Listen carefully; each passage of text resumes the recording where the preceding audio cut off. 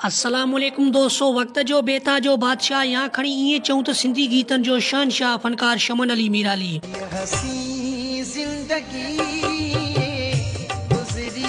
शमन अली मीराली अॼुकल्ह छो बेरोज़गार आहे? शमन अली मीराली खे छो पुराणा शाइर शाइरी नथा ॾियनि?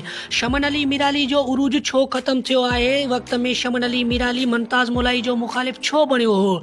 सभई ॻाल्हियूं अॼु तव्हांखे इन वीडियो में ॿुधाईंदासीं। जेकॾहिं तव्हां असांजे यूट्यूब चैनल ते न आहियो त महिरबानी करे असांजे यूट्यूब चैनल खे सब्सक्राइब करे घंटी बटन ते क्लिक करे नोटिफिकेशन ऑल करे छॾींदा। हलूं था पंहिंजे मेन टॉपिक तरफ़। त को वक़्तु हो शमन अली मीराली खे सॼे सिंध में वॾे शौक़ ऐं वॾे चाह सां ॿुधो वेंदो ऐं शमन अली मीराली सिंधी गीतनि जो बेताजो बादशाह ऐं सिंधी गीतनि जो शहनशाह बि सॾियो वेंदो हो। दिल में दगाते हुए मुके नसीहा कूड़ा बहाना करे तू न रुसे। शमन अली मीराली वक़्त में पंहिंजे उरूज ते हो ऐं शमन अली मीराली वक़्त में कंहिं बि शाइर जो को क़दुरु कोन कंदो हो। शाइर मुमताज़ मोलाई शमन अली मीराली जूं मुनाफ़िक़तूं ॾिसी नेठि पाण फनकार थियो।